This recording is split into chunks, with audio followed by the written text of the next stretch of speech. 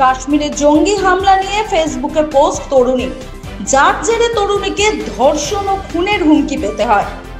এই ঘটনায় শুক্রবার সন্ধ্যায় অশোকনগরের তরুণীর সঙ্গে দেখা করলেন জাতীয় মহিলা কমিশনের সদস্য অর্চনা মজুমদার। পুলিশের ভূমিকা নিয়ে ক্ষোভ প্রকাশ করেন তিনি, নানান প্রশ্ন তোলেন। কি বলেছেন অর্চনা মজুমদার শুনবো।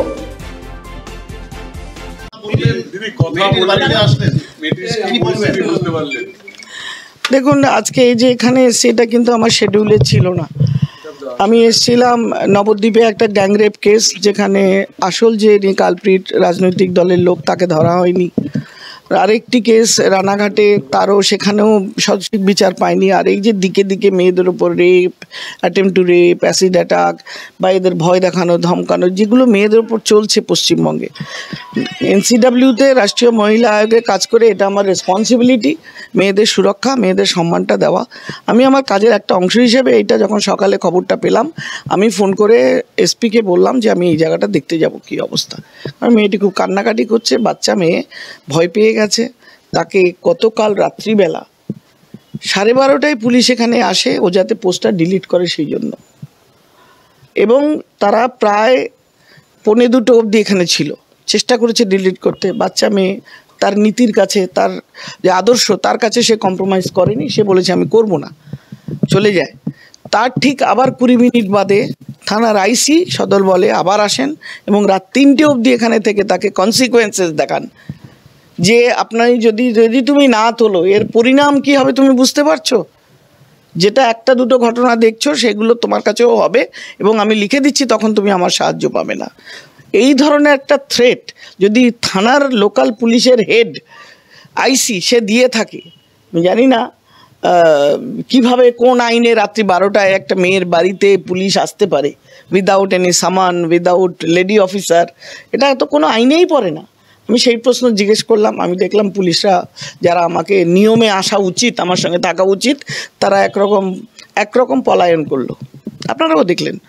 তো এই অবস্থার ভেতর দিয়ে পশ্চিমবঙ্গের মেয়েরা যাচ্ছে।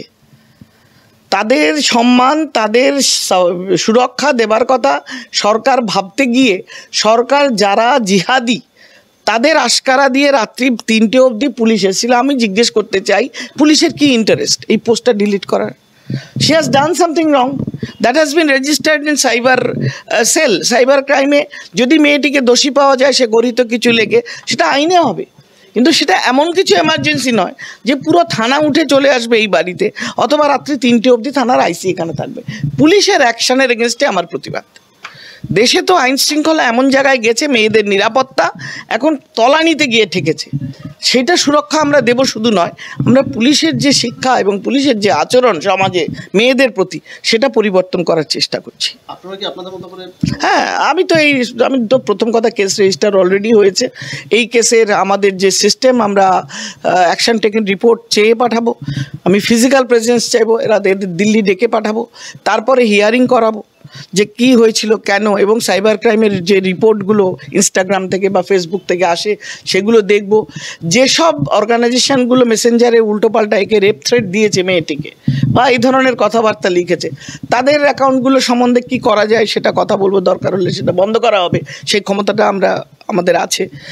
এছাড়াও যে ওভারঅল মেয়েদের ওপর যে অত্যাচার, মেয়েদের যে সম্মান নিয়ে ছিনিমিনি খেলা, সুরক্ষা না দিয়ে তাদের একটা কমোডিটি হিসেবে ব্যবহার করার যে প্রবণতা সমাজের একটা শ্রেণীর ভেতরে ক্রমবর্ধমান, তার বিরুদ্ধে রুখে দাঁড়াবো। আমি সেটাই বলবো এসপি। আমি এক্ষুনি এসপিকে ফোন করলাম। এসপি আমায় বললেন যে তিনি ব্যস্ত আছেন, আপনি আমাকে মেসেজ করুন, আমি আনসার দিচ্ছি। আমি বললাম তার ওসিকে পাঠান, ওসি তো তল্লাটে নেই, চলুন। মহিলা কমিশনের পক্ষ থেকে এসেছিল এবং পুলিশের বিরুদ্ধে একাধিক ক্ষোভ উগরে দিচ্ছেন ছাত্রী এবং মহিলা কমিশনের যিনি এসেছিলেন তিনি। মহিলা কমিশনের সম্পর্কে কোনো কথা আমি বলবো না। ছাত্রীর সঙ্গে কথা হলো আমার, আমি ওকে বললাম পরিষ্কার যে আমি সকালে একটা টিভির ইয়ে দিয়েছি, বাইট দিয়েছি। আমি মনে আস্তে আস্তে আস্তে আস্তে আস্তে আস্তে তো আমরা মনে করি যে এই পোস্ট করে কিছু অন্যায় করেনি, ও ভালো লাগে যে করেছে। আমাদের যদি ভালো লাগে আমরা সবাই গ্রহণ করবো, ভালো লাগলে গ্রহণ করবো না, এই যে মূল ব্যাপার। এইখানে আমরা কে বিজেপি, কে সিপিএম, কে তৃণমূল সে দেখতে আসিনি। আমরা দেখতে এসেছি একটা ঘরের মেয়ে, সে সমস্যায় পড়েছে, শুনেছি আমরা এসে আমরা বললাম যে কোনো বিপদে আমরা আসি, দূরের লোক আসার আগে আমরা এসে পৌঁছে যাব। কারণ যারা যেখান থেকে আসবে তারা এসে অনেক কথা বলবে, কিন্তু তাদের খুঁজে পাওয়া যাবে না। আমরা বিগত নির্বাচনের কথা বললাম যে 1 বছর কাউকে খুঁজে পাওয়া যায়নি, আমরা ছিলাম, আছি, থাকবো। আমাদের সঙ্গে যারা আছে তারা তোমাদের সঙ্গে থাকবে এবং তারা তোমার পাশের সব, এবং তুমি পাশকে ফেলে যদি দূরে আনতে যাও তুমি তাদের খুঁজে পাবে না, তাদের সঙ্গে তোমার মানে কোনো কাজ হয় না তাদের দিয়ে। আমরা তোমাদের সঙ্গে যদি না থাকি তুমি বলবে, নিশ্চয়ই তার জন্য দায়িত্ব আমাদের। মেয়েটা এখন কোনো আতঙ্ক কিছু বুঝলাম না, আমি যা কথাবার্তা বললাম মেয়েটার সাথে কোনো কথা বলে আমার আতঙ্ক মনে হলো না। আমি বললাম যে তোমার যদি কখনো কোনো সমস্যা মনে হয় আমাদের খবর দেবে, আমরা নিশ্চয়ই আসবো, কোনো সমস্যা নেই। প্রশাসন বুঝি না, আমরাই প্রশাসন, আমরাই সব কিছু, আমরাই পাশে আছি। যদি কোনো সমস্যা হয় তার পাশে আমরা আছি।